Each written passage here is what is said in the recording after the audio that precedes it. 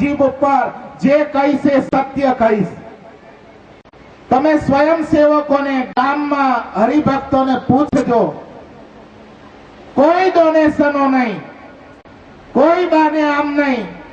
21 ફૂટ ઊંડો ખાડો, તમે બેઠા એ ને સામે ખરાબો, છતાંય પણ કોઈ ડોનેશન નહીં. આટલી મિલકત થઈ તોય એમાં ક્યાંય મારું નામ નથી. આપણી છટકેલ ખોપરી. જો રાજનીતિ દેખાય, રાજકારણ જો કોઈ રમે તો પૂંજાની પેટી જોડ ધોત્યું લઈ નહીંથી ભાગી જવાનું. તારા તો ક્યાંય છે નહીં. 2 કબાટ ને છે, ગૌશાળા ને અને મંદિર ને. જવાબદાર ચોપડા ને પૈસામાં, બીજે ક્યાંય નથી તારું. આપણું કઈ છે જ નહીં. અને જો આ વાત ખોટી હોય તો સારંગપુર વાળામાં તાકાત જોઈએ. મારી આ જીભ લઈએ અસત્ય બોલવામાં.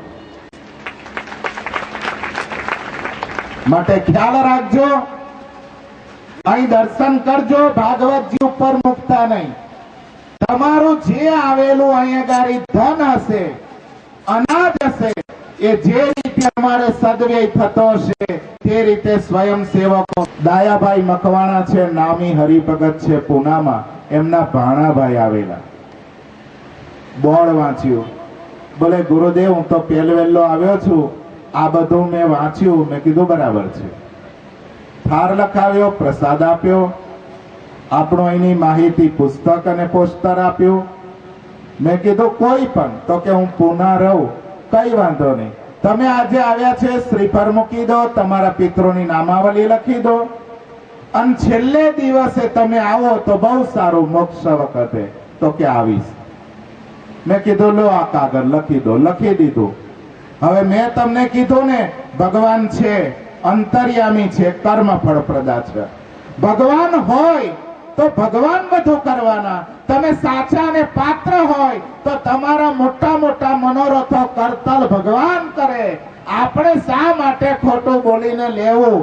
હું લવ જ નહીં, માગું જ નહીં. એને ખબર નથી મૂર્ખ થોરા છે, અંતર્યામી છે. આપણે પાત્ર ને લાયકાત હોય તો એ કાર્ય કરે. તમે શું કરવાના હતા?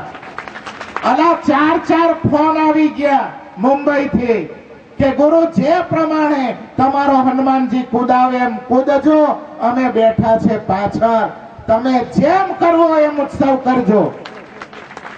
શું તમે કરો? તમે કરો. શું હું કરું? શું આપણે કરતા હતા? શું આપણાથી થાય? કરતલ તો કોઈ ભગવાન સર્વેશ્વર છે. પેલા એક કાગળ લખ્યા, નામાવલી લખી, અને છેલ્લે લખ્યું તે મને ખબર નહીં.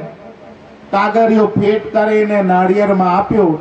મેં ભગવાનનું સ્મરણ કર્યું છે. પિતૃ પૂર્વ દેવો હોય તે શ્રદ્ધા ભાવનાથી આમાં વાસ કરજો. ભાગવતજીની કથા શ્રવણ કરજો. તમારો મોક્ષ થાય અને તમારા પરિવારનો મોક્ષ થાય. પ્રભુ કૃપા કરજો.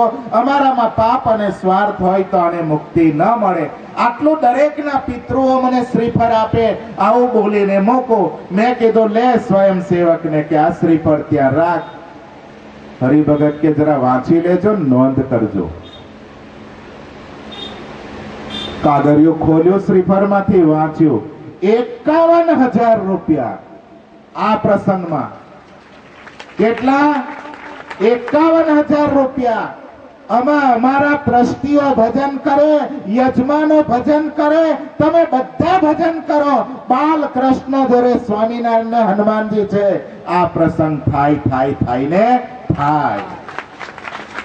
મોજ કરજો, પ્રસાદ લેજો, ભજન કરજો, અને તમારા ન આવ્યા હોય તેને બોલાવજો. ગેરંટેડ આ પારાયણ છે. તમારી જે મનની મનોરથો હશે એ ભાગવત નારાયણ પૂર્ણ કરશે. બાકીના પ્રવચનને બ્રેક મારો છો, અપૂર્ણ રાખો છો. અને સમય સાચવતા આપણે આરતી પણ થાય અને ભોજનનું વિતરણ પણ કરવાનું છે. એટલે હું આ પ્રમાણે અત્યારે અપૂર્ણ રાખી મારા પ્રવચનને અડધાને આરામ આપું. કાલે ઉઠાવીશ. અત્યારે સમયને સાચવી લે. પણ આ સમાપ્તિ સુધી કોઈને અમારે વારંવાર કહેવું ના પડે. ગામના હોય, બહાર ગામના હોય, કોઈ પણ હોય તો પ્રસાદ લઈને જ જવાનો. અને તમને સૌ કોઈને ખબર હશે કે અહીંથી જે પ્રસાદ વિના જાય એનો હનુમાનજી કામ કરતા નથી. એટલે આપણે બધા પેટ ભરીને પ્રસાદ લેવાનો, પ્રસાદને છાંડવાનો નહીં, એને ફેંકવાનો નહીં, એને વધારવાનો નહીં. જોઈએ એટલું માગી માગીને પેટ ભરીને જમજો, પણ એને છાંદશો નહીં. આ ખાસ નોંધ લેજો અને સ્વયં સેવક બનજો, જાતે સેવા કરજો, એનો ફળ બહુ મોટો મળશે. એટલે દાસાનો દાસ બની અને આપણે દિવ્ય અલૌકિક મંગલમય કથા થાય અને એનું આપણે કોઈ શ્રવણ કરીને આપણે મુક્તિ મેળવવી, આપણા પિતૃઓની મુક્તિ થાય, એવા આપણે સત્કર્મ કરવાનો છે. અસ્તુ. હું મારા પ્રવચનને